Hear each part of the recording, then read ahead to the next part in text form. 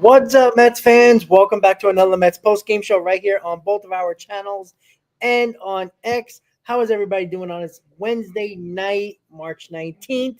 Hopefully everybody's enjoying the rest of their night, but we got a Mets win here in spring training. 8-2 is the final, as we've seen a couple of players of the game for our New York Mets offensively. We're going to talk about that, and we're also going to talk about the pitching. Chris, how you doing, buddy? I'm doing well. Finally got a chance to see a semi-regular Mets lineup in spring training, and what has been I would call virtually a lackluster spring training offensively. The bats they they showed up today, and it was actually a breath of fresh air. So we got a lot to talk about in that regard. Appreciate everyone being here on this almost 9 p.m. post-game stream. Definitely appreciate the support again. We're going to be coming at you all live with the post games and pre games all season long. And I'm excited to talk about this one because both pitching wise and offensive wise, we got a lot to talk about in this game. And it was an exciting one and it's refreshing. Even though it's spring training and we want this to count towards the regular season, it's spring training at the end of the day. But a lot of good signs at the very minimum from our New York Mets. Yeah, and these post games that are going to get later and later because the season's about to start. It's it's a little dark out, but that's all right. We're going to get used to it, seeing our faces late at night at times. But yeah, look, you brought it up on X. If you don't follow us on X, our X accounts are right up on top, right there. Chris brought it up. The lackluster offense this spring training. You wanted to see basically a similar lineup that we might see on opening day. You wanted to see some offensive power. You wanted to see some little bit of life in this offense, and you brought it up on X, and you seen it's a 8-run scored for the New York Mets. Obviously, Pete Alonso with the 3-run homer. Lindor struggled. Juan Soto got a starter with a sac fly. Brandon Nimmo, 2 for 4, double RBI. Brett Beatty, double, triple RBI. He looked good today. Even Tyron Taylor had a couple of doubles today, went 2 for 4 and a run as well. A very nice roundup of an offense today. Even Vientos, 1 for 4 today as well. So a lot of good things you see here, Chris. What did you take out of it today with the lineup? Well, first of all, there was not a regular stream for this game yet again, so we had to, at least I was watching on this weird Astros broadcast that was kind of like a bird's eye view from the actual announcer's box that I couldn't really see the fine details of all the pitches coming in. I'm not sure if anybody else was watching on that same stream, but that's where I was watching. And you know what? I mean, just by the actual judgment of the outcome and of the box score. I know we'll talk about the pitching side of things here in just a second, but it's good to see the regulars finally stacked up with one another and just showing how deep this lineup can actually be, even given the injuries to this lineup. I mean, you're talking about Luis Torrens, Starling Marte even. I mean, I've talked about Starling Marte countless of times this offseason. Is he going to be in this organization? Is he not going to be in this organization? He gets the DHing duties, 1 for 3 with the walk, a double, as you see in the box score as well. Brett Beatty. I mean, listen, Yeah. I'm sure we'll talk about this more in depth. The Beatty versus Acuna starting second baseman job. Brett Beatty had himself a hell of a game. And we're talking about extra base hits, 2 of them. I mean, hitting the ball in the gaps, exactly what Brett Beatty needs to do. And what we've been saying that Brett Beatty needs to do consistently. Will that carry over to the regular season? It's anybody's guess, but it's good to see. And Tyrone Taylor, again, I mean, if Luis Angel Acuna is not a starter, I think Tyrone Taylor could be Yeah. also a perfect 9-hole hitter. And you see exactly why, going 2 for 4, getting on base, and he also does possess that speed. Quite simply, man, it's really good to see this almost everyday lineup producing. And I think that Pete Alonso getting that home run was huge. It was crucial. Um, Not to the game, but just like seeing the ball go over the fence, I'm not really sure how many home runs he has in this spring. I haven't been keeping track. Was that his first home run of the spring, Rob, or was that is that not the first home run? Might have been the second. Again, I'm not on point with the spring training stats, but it might be. It might have been another one. It might have been one more. But let's But just say but it's the first one. but in any case, though, like it doesn't matter if it was his first or his second. A lot of people were concerned about the lack of power this spring from Pete Alonso, him going opposite field, for a couple of doubles, a single, when he was really peppering that right side of the field. Yeah. It's good to see that power coming from Pete Alonso because, as we all know, he's going to get a hold of his pitches when pitchers make mistakes. There is no doubt in my mind that Pete Alonso is going to go for 28, 30, 35 home runs because that's who he is. That's his bread and butter. Yeah. And he will jump on mistake pitches when they come to him. And that's exactly what he did. And it was a shot. I mean, left center field, it was an absolute bomb Yeah. off of the bat of Pete Alonso. And I know it was in the later stages of the game, but even still, it had to have felt good for him as well. But you see also in that box score for Pete Alonso, a run scored and a walk as well. So he's continuously getting on base. That's exactly what I want to see from Pete Alonso this season. Just this overall well-rounded player. And that's what we see throughout this entire box score. So I was very thrilled with the at-bats at face value with what we got. Oh, and by the way, Juan Soto getting things going with an RBI sacrifice fly. Who was the left fielder that dropped that fly ball off of Juan Soto's bat? It's actually the new left fielder, so to speak, for the Houston Astros, which is kind of funny. Jose Altuve making that transition from the infield to the outfield. So baseball works in mysterious ways.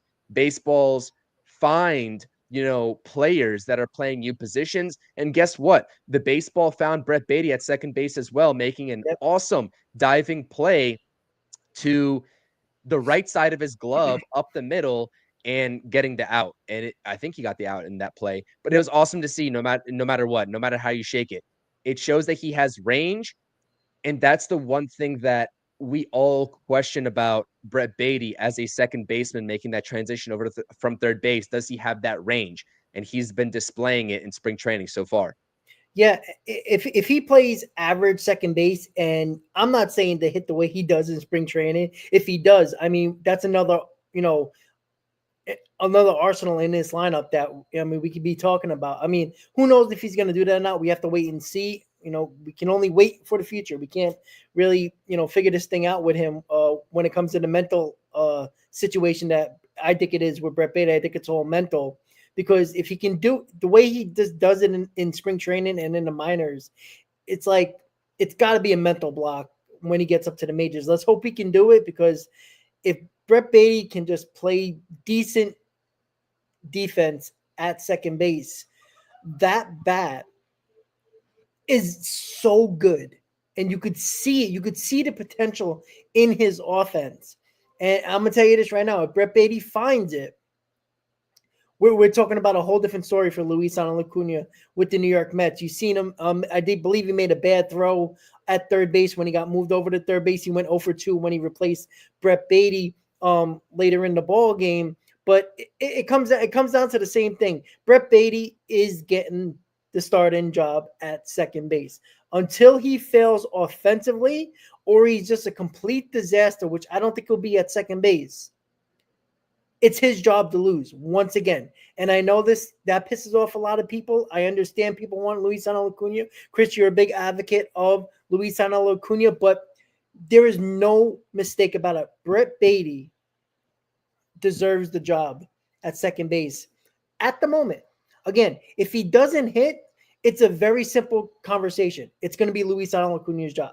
They're both going to be on the roster as it's been reported over the last, I would say, 4 to 5 days or so. Both of these guys are going to be on the roster. As soon as Baty doesn't do his job, he's gone. It's just that simple. He'll be back in the minors, or at least still on the bench until McNeil comes back, but he won't be getting a lot of playing time. Luis Acuna would have the opportunity once again to take over and do what he needs to do.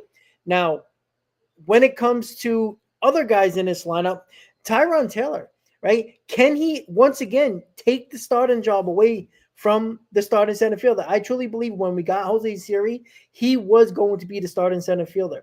Is it possible what Tyron Taylor did last year to Harrison Bader when Harrison Bader was not hitting? Tyron Taylor was getting those big hits, and we know how good Tyron Taylor is defensively. Can he be the guy that starts at center field over Jose Siri just because if he provides a little bit more bat than Jose Siri, he's probably not going to provide the power like Jose Siri, but he gets those big hits, right? He works the counts. He puts together good at bats, unlike Jose Siri.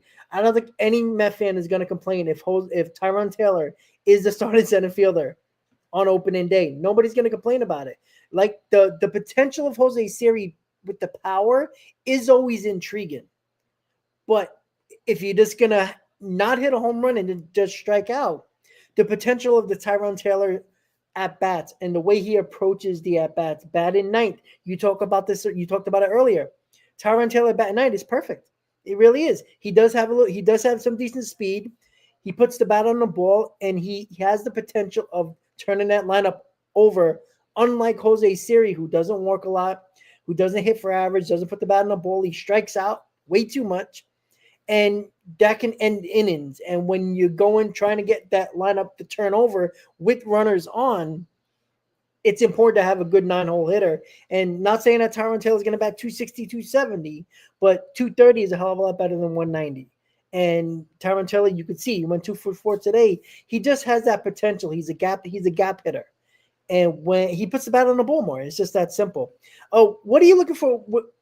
What do you see with Brandon Nimmo right now, Chris? Because he played left field today. He played basically almost the entire game, went 2 for 4. I like what we've seen from Brandon Nimmo. It's good that he's playing the field a little bit, ND playing back-to-back games, playing a couple of games in a row. What is your take on Brandon Nimmo so far in the last couple of games? With Brandon Nemo, I really do think that at this point, I have to assume that he's healthy because, Yeah, or at least almost healthy. You know what I mean? Because we never really know at this point of the spring training season. But the Mets wouldn't be trotting him out there, in left field in back-to-back games if he wasn't healthy. You know what I mean? I don't think that yeah, they would be pushing him this early in spring training if there was something more seriously wrong. So I'm hoping that this is a great sign for him to be available to be the opening day left fielder. yeah, And the bat is something that it's just taking form. I mean, this is classic Brandon Nimmo. Even if he was in consideration for the DH job, we've been very adamant, both myself and you, Rob. It's like, if he isn't healthy to play left field, but if he's healthy enough to swing the bat, you put his bat in the lineup, regardless if there's a lefty or a righty on the mound, because that's Brandon Nimmo. I mean, his offensive efficiency pretty much outside of 2024, right? Because it was a lackluster regular season for him in 2024. It's been great ever since 2019, 2020. So that is something that I'm looking forward to in terms of the resurgence of Brandon Nimmo this season and making this lineup a lot more dangerous than it was last season.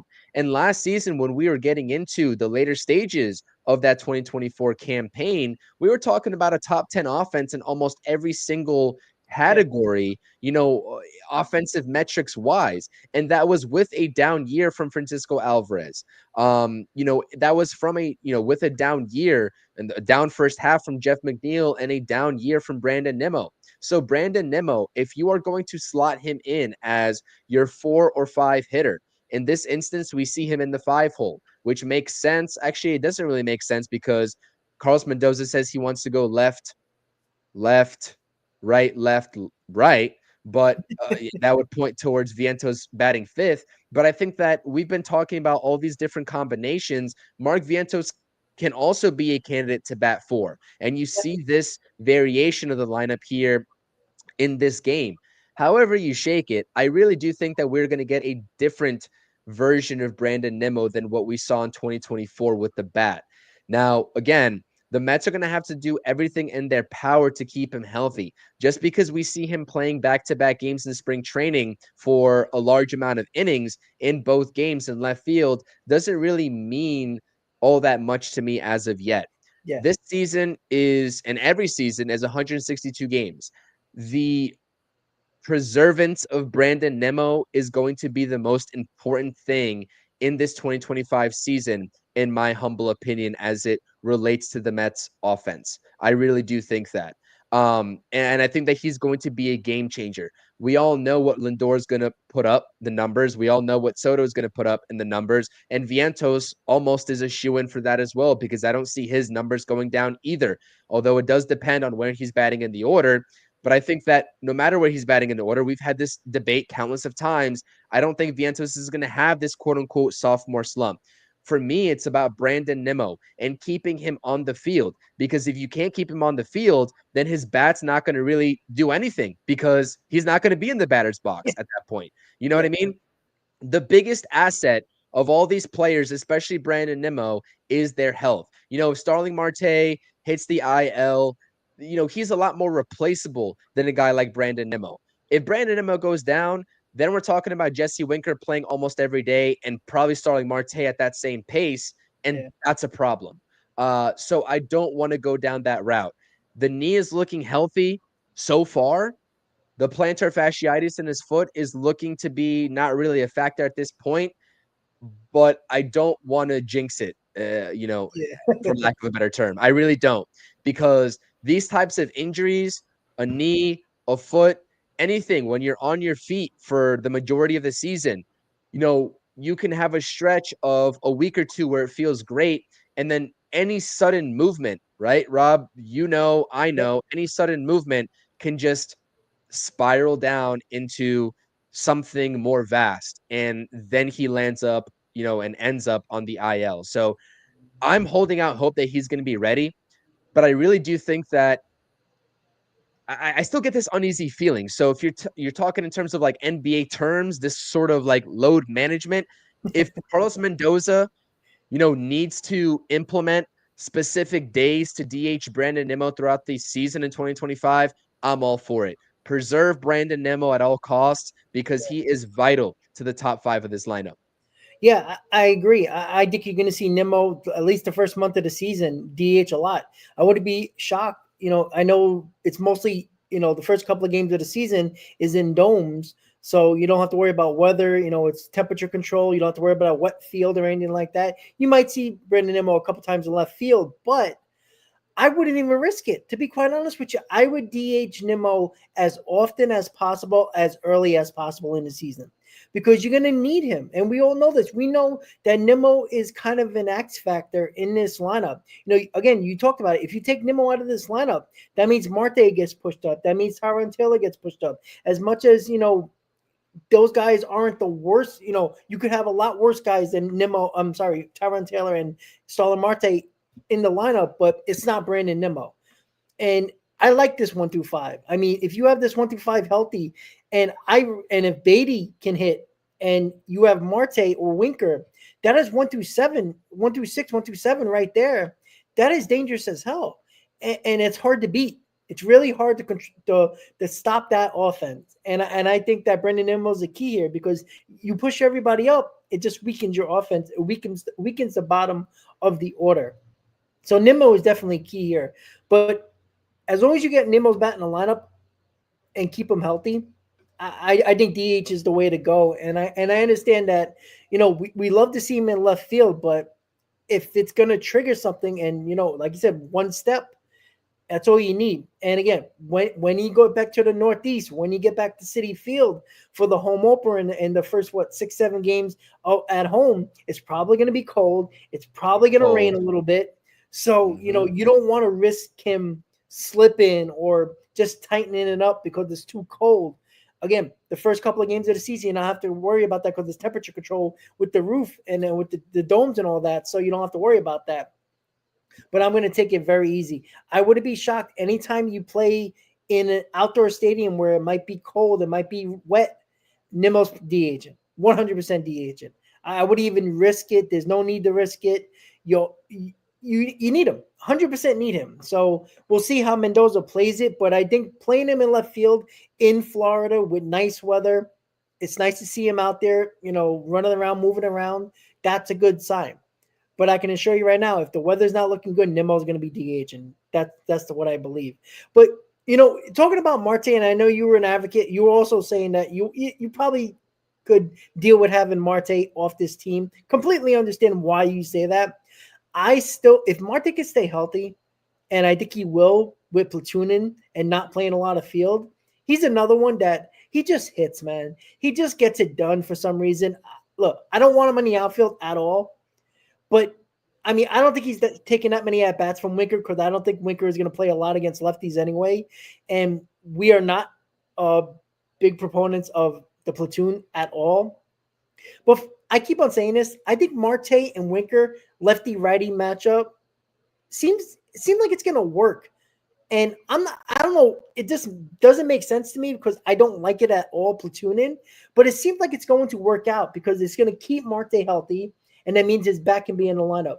I think Winker, just against righties, I think will just benefit him more as well. What is your thought with the DH situation when it comes to Marte and Winker? I know we don't like the platoon, but I just have a good feeling that it's going to work out, at least for once when it comes to a platoon for the Mets. My thing is just like how many games, if you're going off of this notion of playing lefty versus righty and vice versa, with Marte getting the start versus lefties, how many lefties are you really going to see throughout the season over the course of 162? How many do you think? Yep. Not a lot, but Not a lot. I think that's the way to keep Marte healthy because he can pinch hit late in the game for Winker when there's a lefty on the mound. You know what I'm saying? So he'll get his at bats. I just think you play Winker as much as possible because there's going to be a lot of righties. Like opening day, would you be shocked if Marte's DHing and Winker's on the bench? No, I Valdez mean, you're on the gonna mound? go against Framber Valdez. I mean, I wouldn't be shocked at all. Absolutely. I That's would what I'm saying. not. Like I think as soon as there's a lefty that comes in the game, if Winker's starting because of right-hander on the mound, in the sixth inning, if there's a lefty on the mound, I wouldn't be shocked because Mendoza did it a lot last year. How he took out the lefty or took out the righty for a tough righty or a tough lefty and made the switch, even if it was like the fifth or sixth inning, he did it many times. So I expect him to do that just to keep these guys fresh and give them at bats. That's why I think it's going to be good. This is not Vogelback or rough situation here. These are actually good hitters. Marte is an established hitter. Winker is, he ain't a great hitter, but he provides that power. He provides that attitude. He provides that better at bat than we've seen in the past of the DJ Stewarts from the left side. You know what I'm saying? For a guy of Marte's caliber, I'm not gonna lie, his power days and numbers are behind him. I mean, I Sure, know he hit a sure. double in this game, going 1 for 3, He's a but it doubles guy seems at this like point. what was that? He's a doubles guy at this point. He's not a And power he hitter. and that man, that's his ceiling is like, extra base hits. But I mean, ideally, what I've seen over the past, season and a half from Starling Marte, I mean, really ever since 2022, so maybe you can say 2 seasons, is kind of a singles hitter, to be honest with you. I mean, I Yeah, haven't really seen much gap to gap production from him. So there's a case to be made where and where we've seen him in the lineup has been, sixth or seventh. And yeah. they've been trying to force feed us that for some reason. Why don't we just put him in the 9 hole as well? I mean, really, That's a good point because he puts the bat on the ball. That's a point. exactly. Yeah, he might Exactly. do So it. you know He what? might do that. And that's another 9 hole type of hitter that I would be willing to try out for him to be actually valuable to this team because I don't think he's going to be hitting, immense doubles, right? Enough to put him in that sixth or seventh spot. He's a perfect example of if he is on the top of his game. And the reason why we're, so-called keeping him on the roster is because he can get on base. He can be a singles hitter. Um, the same reason why I always say Luis Angel Acuna could be a great 9 hole hitter Yeah, because again, if Starling Marte is playing, however many games against lefties, it's not going to be all that much.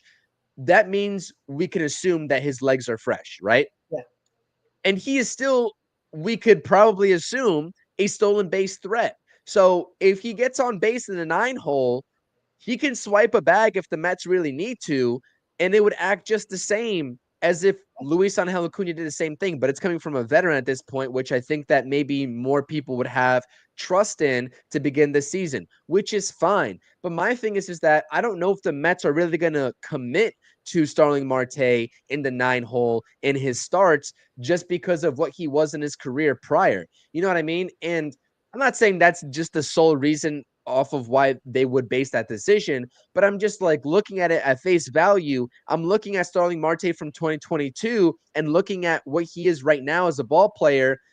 You make that transition in the lineup and make the most efficient lineup as possible, especially if you have Jose Siri batting in the same game. Starling Marte is the easy candidate, and Brett Beatty for that matter as well.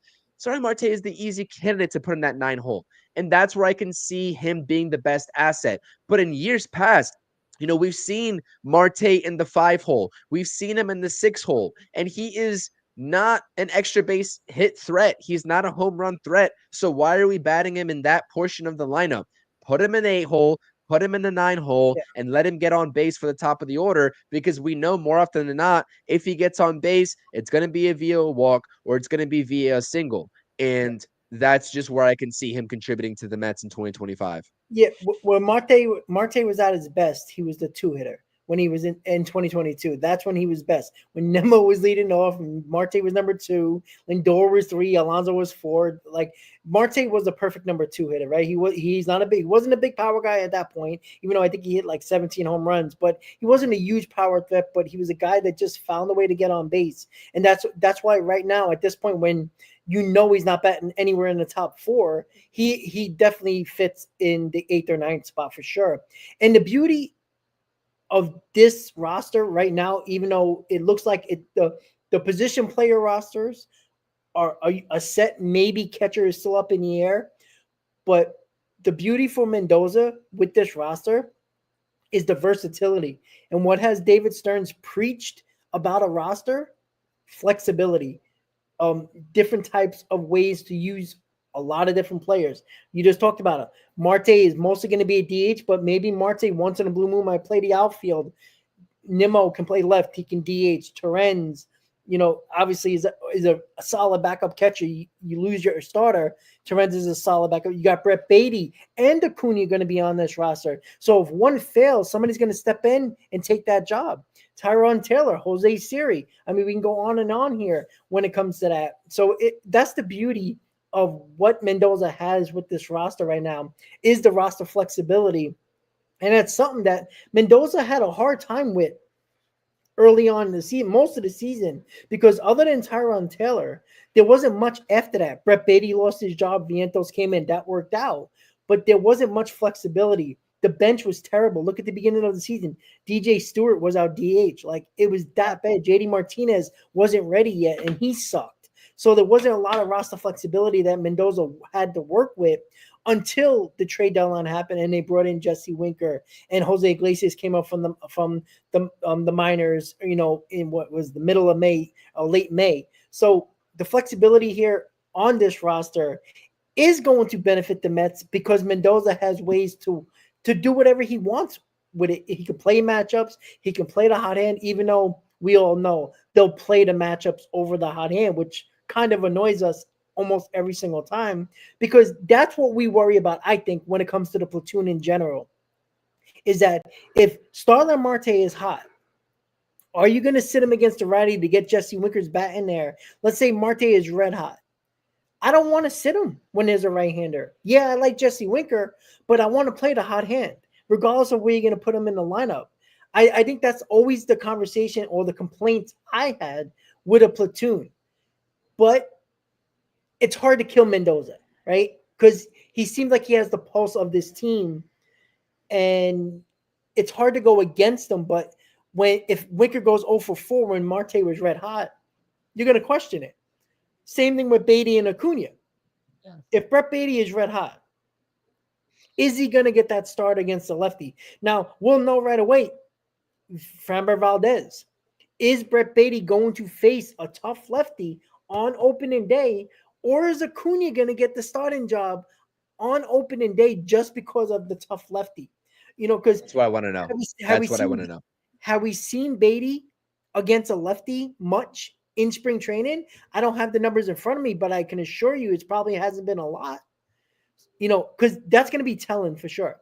If Acuna's playing on opening day, they're 100% going on matchups, and that's kind of like that might get Met fans excited because Acuna is playing. But if it's Marte over Winker or Winker over Marte based on just matchups, not hot hand, it might piss a couple of Met fans off, Chris. And that's where this is why it's such a huge discussion, really, because like we're gonna know game one how this second base situation is going to get played out. You know what I mean? With the matchups, with the platoon, or are they just going to ride with the best guy first and foremost? And if they go with Brett Baty come opening day, that means they are committed to Brett Baty through and through, and that he is going to get the primary starts over Luis Angel Acuna. But if they go Luis Angel Acuna, and I don't know, Rob, I will say this right now. You all can tell me that I could be wrong. And this is not just because I've been talking up Luis Angel Acuna, even though he's had a little bit of a lackluster spring training. I have a feeling that he's going to be the opening day second baseman. And I know a lot of people are probably going to be very upset, very up in arms about it. But again, when we see, we've seen what the Mets have done over the past couple of seasons, they have played the matchups. And so therefore, Luis Angel Acuna being the righty would get the start against the lefty on opening day. And that's what I think is going to happen. Could All I right. be wrong? So 100%. let me ask you this question: what if Brett Baty's the opening day second baseman on opening day? And then that tells me that they are truly committed to Brett Baty, probably because of clearly his numbers in spring training, but Yeah. also that they were always going to be committed to Brett Baty, right? We've seen it from day one in spring training that they want to get this guy at bats.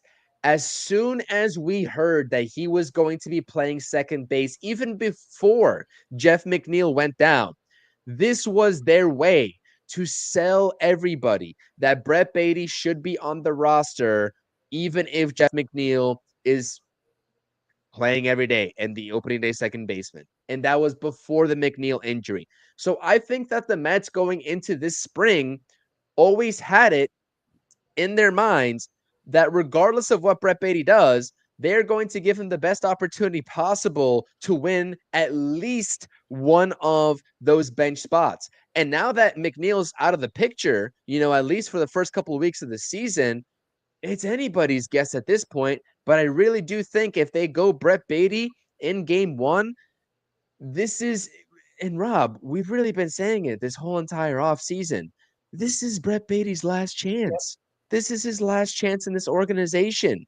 Whether he's going to be here on a consistent basis if he performs well, or whether he's getting shipped off somewhere else at the trade deadline, they need to either build his trade value up or they need to get the peak production of what he's supposed to be at peak level of Brett Baty, which is producing consistent gap-to-gap doubles, extra base hits, OPS, and power home run numbers. I mean, at his ceiling coming up, he was a 15 to 18 home run type of hitter. Where have we seen that, and when have we seen that from Brett Baty Yeah. over his first 150, 160 games at the major leagues? We haven't seen it. So this is really the last-ditch effort. So, it just so happens that Brett Baty has won this job out of spring training, and I commend him for it because he really needed to have a very impressive spring training. And this is my round of applause for Brett Baty because he did absolutely everything that he was supposed to do. But I really do think that regardless, the Mets were going to put their best foot forward, even if he got off to a slow start in spring training, to get him the most reps as possible leading up to opening day.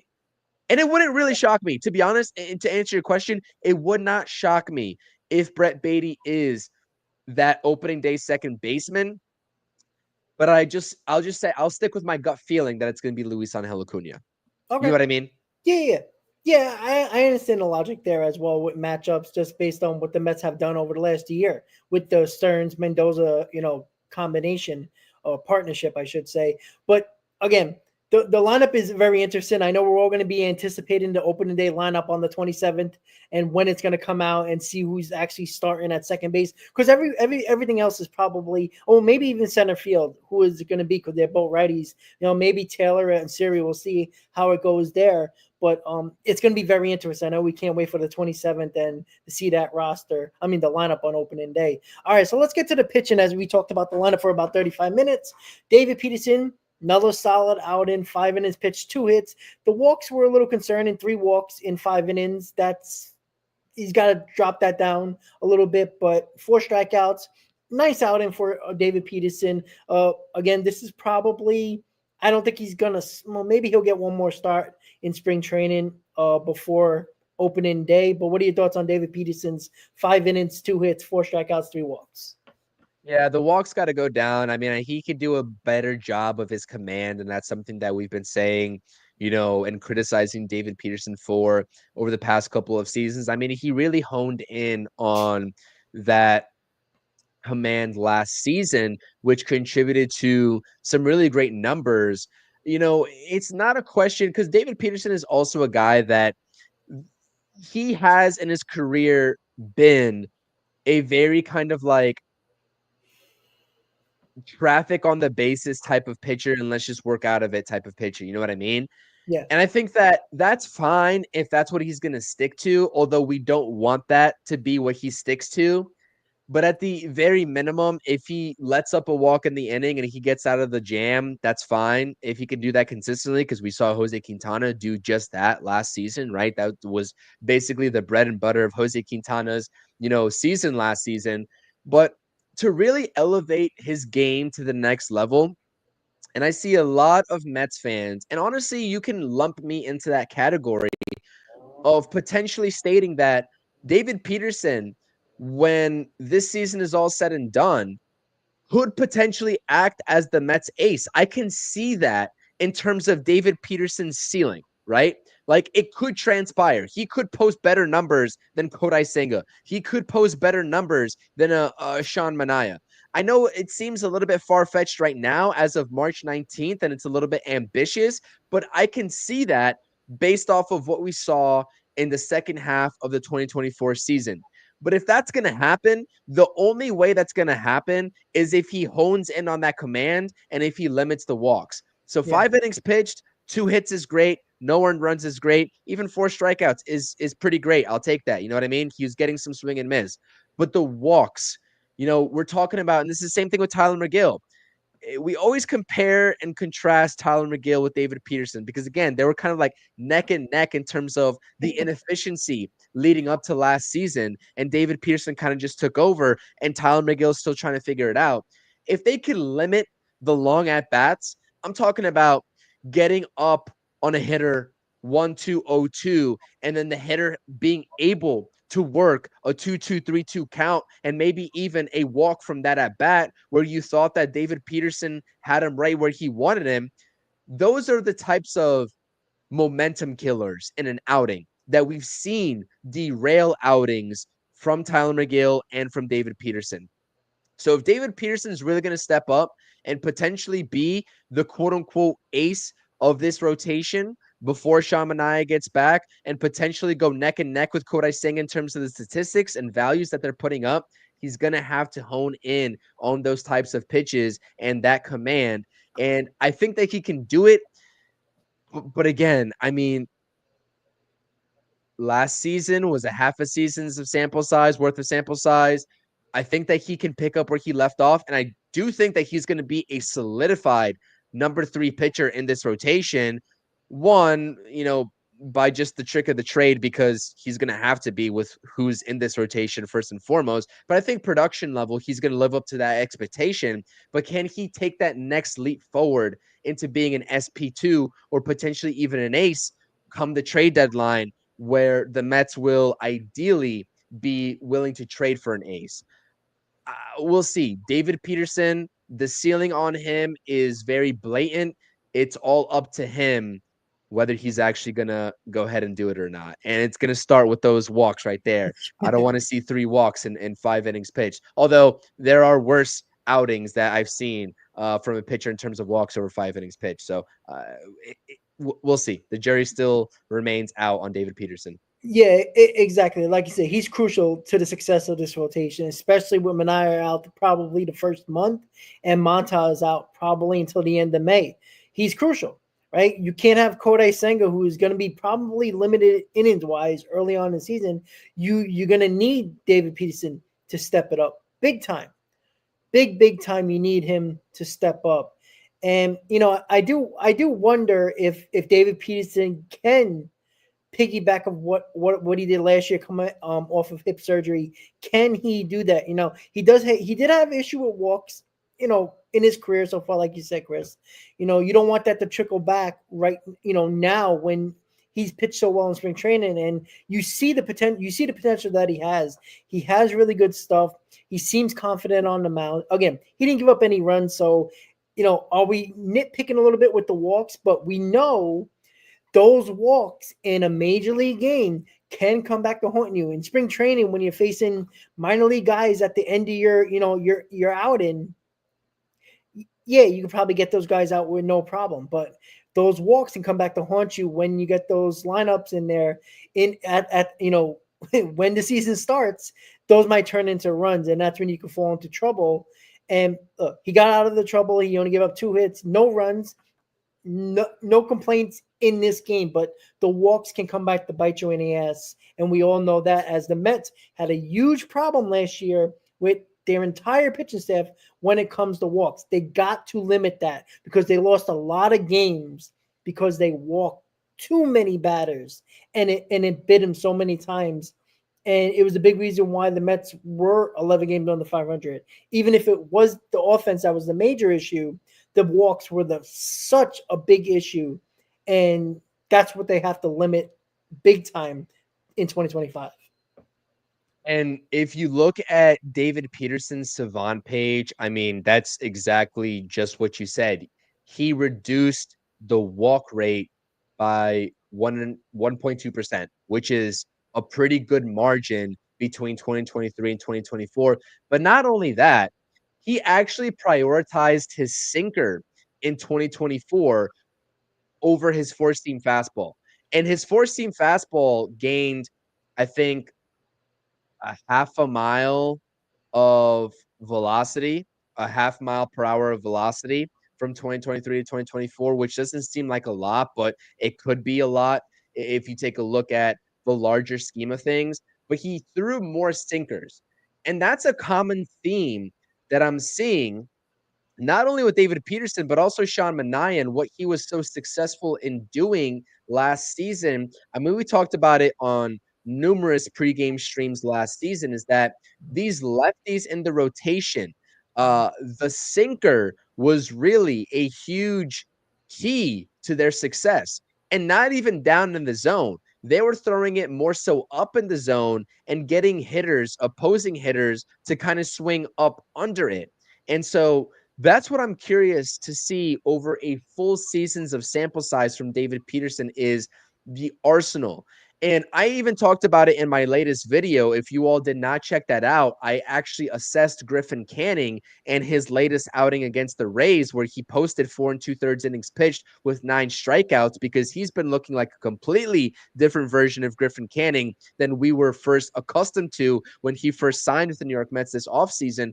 But it's like, how are these pitchers adjusting the pitch distribution values and the percentages of pitches that they throw once they are in this Mets organization year over year? Because we always talk about the pitching lab for the New York Mets, Rob, and that it's so great. It's so great. It's so great. Why is it so great?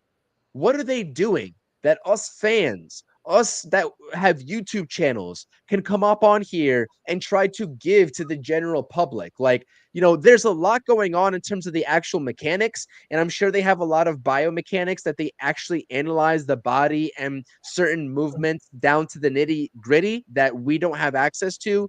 But just looking at the Savant page, it tells you a lot in terms of the changes and the types of pitches that these guys are throwing, because some pitchers, they've gotten shelled on certain pitches in years past. So The clear and obvious adjustment when they get into the Mets organization or the year over year change is going to be, let's try a different pitch Yep. at more of a value. And Yep. Griffin Canning in the Angels organization, primary four seam fastball. What does he throw now? He throws more so, he threw sliders predominantly in his last outing. So they're making the adjustment of throwing more sliders and changeups for Griffin Canning.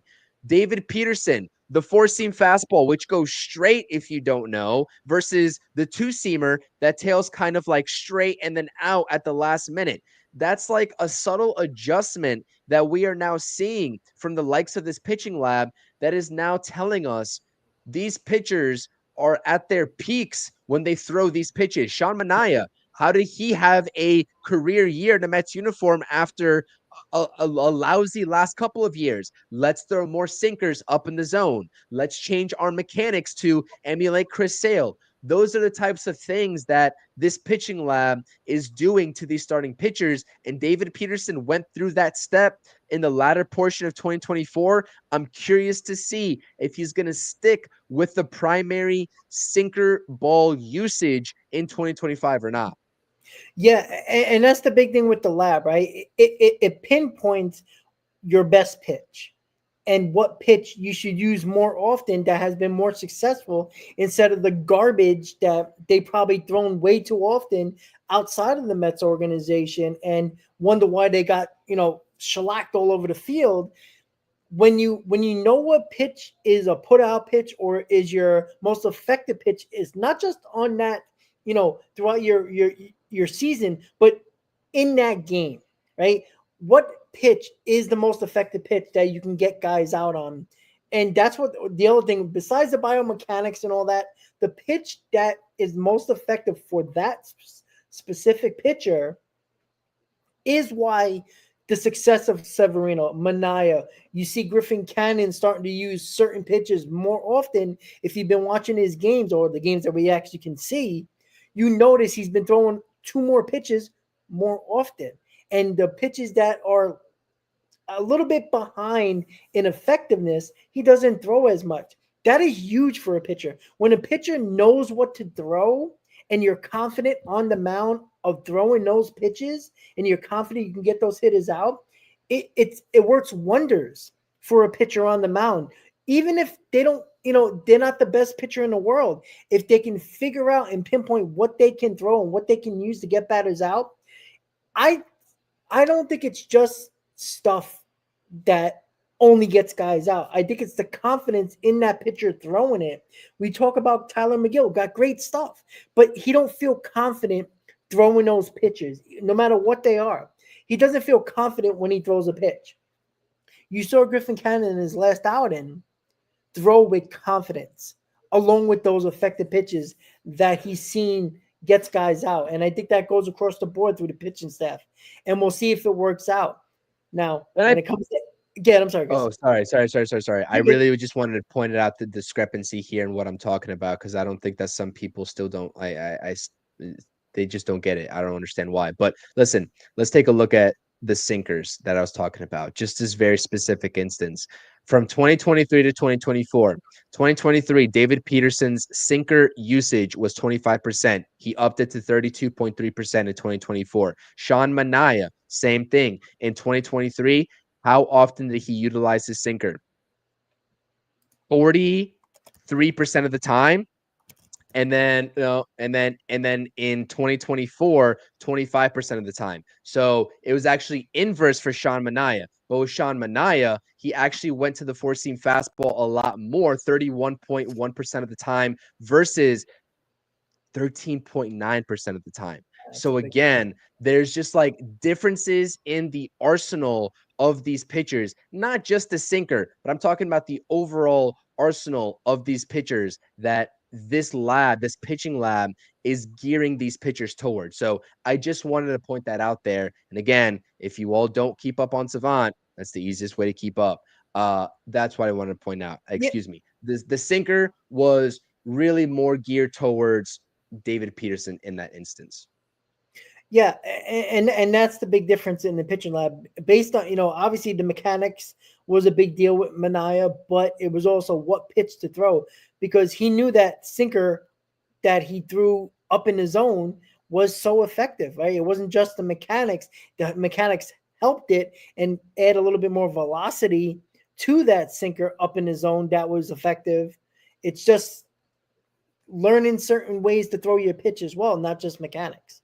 And the location of it too, because the actual average that opposing hitters hit off of his sinker dropped by 40 points. You know Yeah, what I mean? yeah, So it's not traditional to throw your sinker up in the zone. Everybody wants to say throw it low and away, throw it low. But a lot of hitters now are hitting that low pitch out of the ballpark, and really their weak zone, as we have seen with Pete Alonso in the past, is up in the zone. And Sean Manaea made that adjustment clearly in 2024. And even though he threw it at a less of a clip, he actually induced a lot more, I wouldn't say weak contact or swing and miss, but he induced a lot more or a lot less, I guess, batting values off of that particular pitch and was more effective with it. So yeah. I think that's important to note too.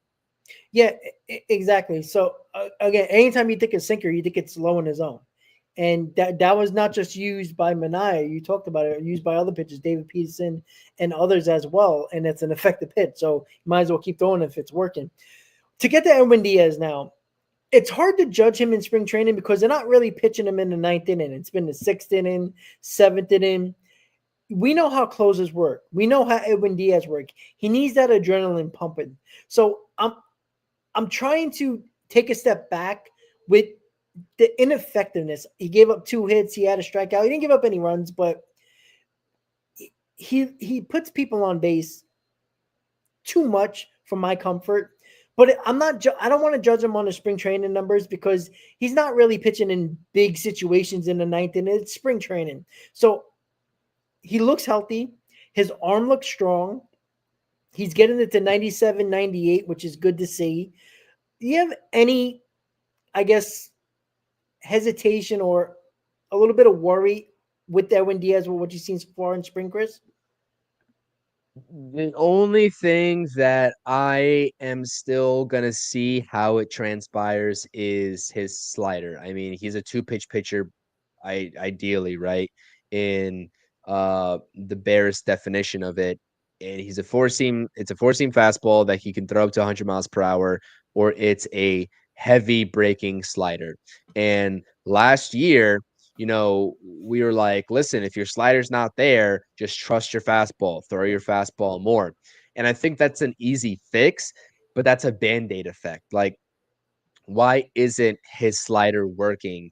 And I'm not saying that, it hasn't worked in spring training thus far, although I think that a lot of people would kind of make that assumption because I think that in general, when Edwin Diaz struggles, when he's at his peak in 2022, especially when you saw that career year from him, you were like, dude, nobody knows. And even if they know the slider's coming, they just couldn't touch it.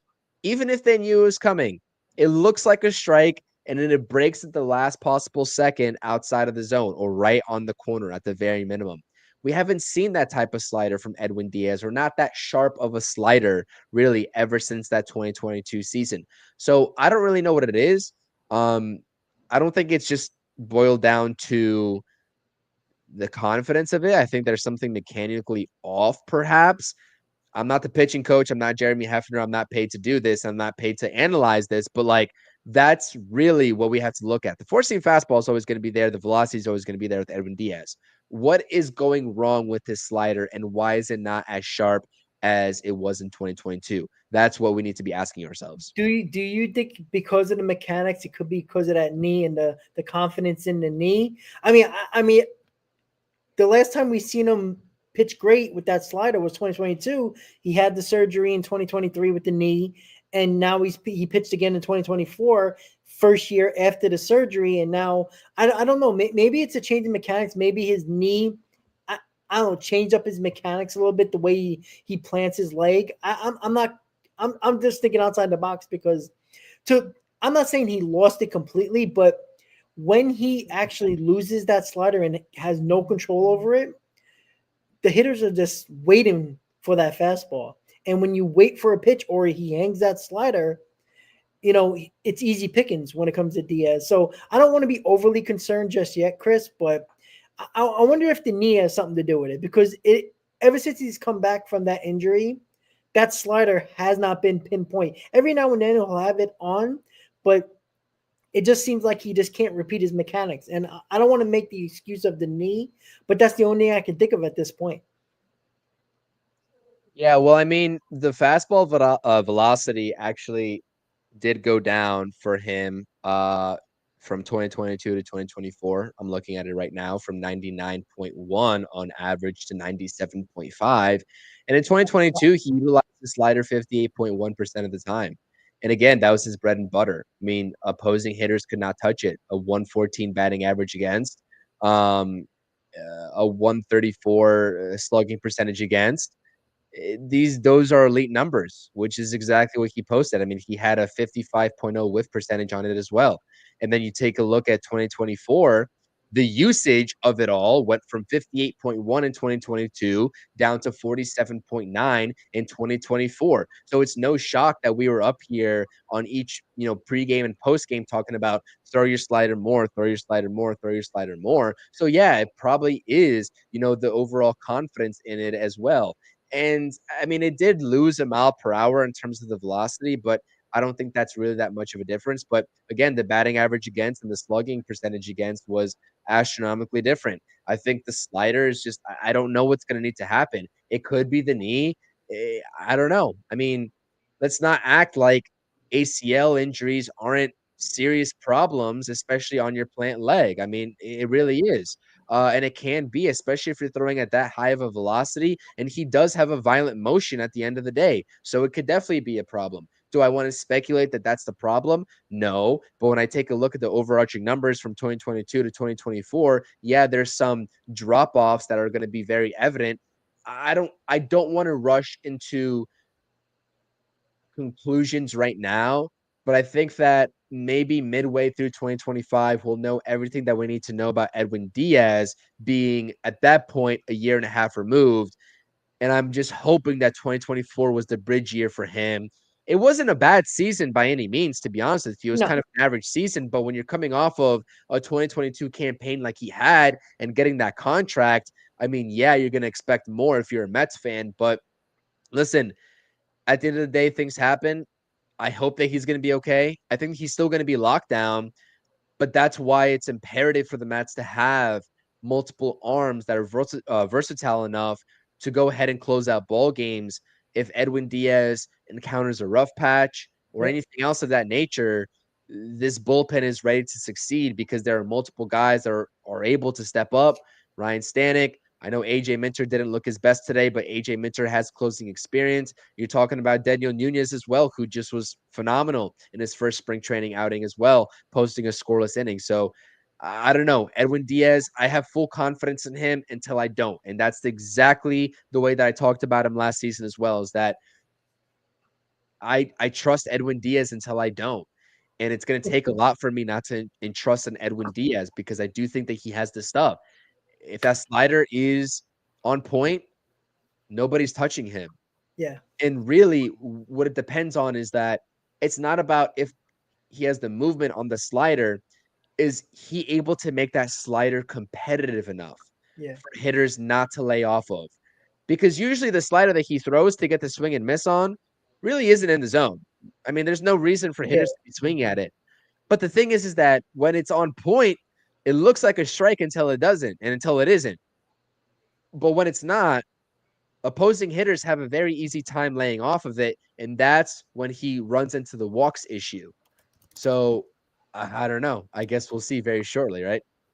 yeah. And look, I don't think we're ever going to see 2022 Edwin Diaz again, but we're not asking him to do that. We're just asking him to be a little bit better than last year, and I think we'll be fine. Again, with the combination of Buto, Nunez, Stanek, Minter, Garrett, all these guys has closed games out, and you got that's five guys right there. If Diaz is not doing the job, you got other guys now. That's the beauty of this bullpen. Look, Ryan Stanek right now looked really good today. Minter had a bump, But we know Minter is a professional. He is a veteran guy. I think he's going to be fine. Reed Garrett to close out the game, 3 strikeouts. I mean, Reed Garrett is just an enigma to me. Like this I'm a guy can't. big Reed Garrett believer. I just want this to be known, Rob. Everybody should have known this about me even when he was struggling in 2024. My channel is a Reed Garrett fan channel. I don't know how you want to say it, but I believe in Reed Garrett a lot. True Garrett talk. See with CP. There you go. That's right. That's right. Yeah. That's Look, right. the good news is when it comes to all of this is that when we do our season preview and we kind of rank the the best part of this team to the worst part of this team, which I think is going to be very similar to the last couple of seasons. The rotation was, especially last year, it's probably going to be number 3, but the bullpen and the offense can carry this team, even with the possibility of the question marks and maybe not as good of a rotation as most of us believe. But if I still believe that if this rotation can just be just average, maybe even a little under average or a little below average, I think we're going to be okay. I think this offense is going to be lethal. I think this bullpen is going to be damn good.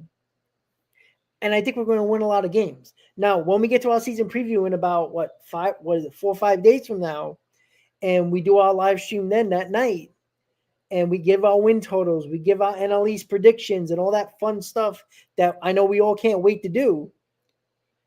It comes down to the best part of this team needs to do their job. Because if you got to have the worst part of your team to step up because the other better part of your team is not doing their job, we're going to have some problems, Chris. But I feel like the bullpen and the offense is going to do their job. Even if guys are slumping, there's enough guys in the lineup or the bullpen to step up as well, unlike we had last year. I 100% agree. I think that this team is set up. There's a lot of Mets fans that assess this rotation as subpar, and that's fine. I mean, everybody's going to have their own opinions on this rotation. I think that the strengths of the Mets, especially as they wait for Manaea and Montas to get back, they're going to have to rely, as you just said, on the offense and the bullpen. And I think they're going to be up to the task. Now, the key to the first month and a half of the season is not burning out the bullpen too much. That is probably the biggest job that Mendoza is going to have outside of making an everyday lineup in order to keep this team afloat.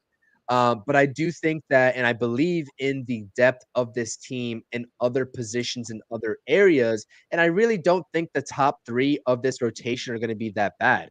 It's really the discussions that we've had on prior streams talking about what type of production are we going to get from the 4th and 5th starters on those days. But I think the top 3, I mean, I'm pretty confident in them. Senga, Peterson, and Holmes. I know a lot of people are still kind of hesitant on Holmes. Listen, I think they're gonna lock it down. I'm not gonna lie to you.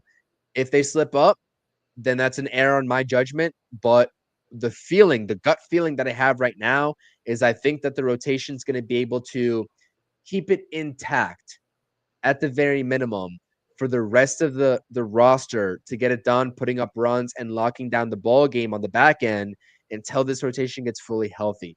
I mean, listen, if we're not talking about a Mets team that is competing and is either division leaders or a couple games back of the division, come the trade deadline, I'm going to be very disappointed, even given the rotation that this team has. Things happen in baseball, things happen in sports, but that's just my gut feeling right now. And I know that I'm probably being a little bit too optimistic, but again, if the Mets are in this position that I'm telling you all right now, there's going to be a lot of fans going to be making excuses. Oh well, just wait till the second half. They're going to fall. They're going to fall back under. There's a lot of things that, and this is what I'm saying. Like when you have this mentality against the Mets or towards the Mets, you know, just keep that same energy until we get to that point of the season. I know I will, and I'll hold myself accountable if I'm wrong. But I think this Mets team is going to be okay. I really do. Yeah, I think they're going to be okay because of the two other parts of the team. Because I don't trust this rotation. I really don't. Too many question marks for to me to be confident. At least right now, I know you are, Chris, but I'm just not. But And that's again, okay, Rob. That's okay. Like even if the I rotation don't. is That kind of doesn't like mean I don't think they're bleh, going to win, though. You know what I'm saying? Like, because I think the offensive bullpen is that good that it can, you know, exactly. help out the problems the rotation might have. Yeah, So exactly. And that's my point too. If the rotation is really like bleh, like we don't really like know exactly what we're gonna get from them, I agree with you. Like the rest of this roster can pick up where this team needs it to be.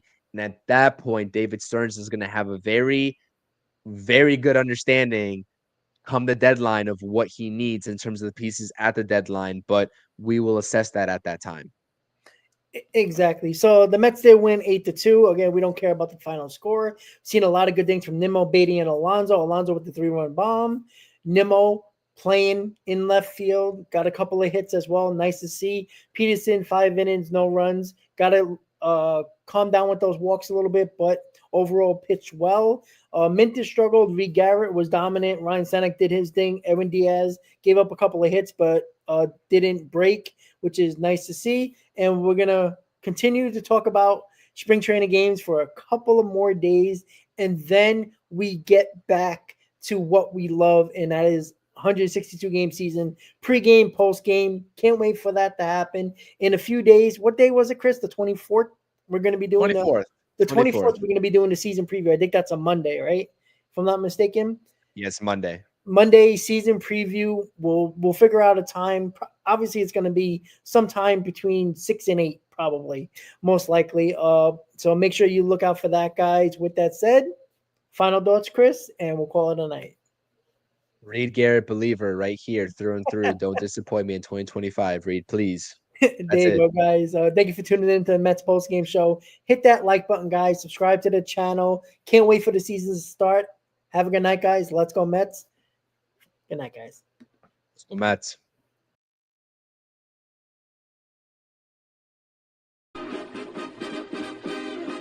Meet the Mets, meet the Mets. Step right up and greet the Mets. Bring your kiddies, bring your wife. Guaranteed to have the time of your life because the Mets are rich.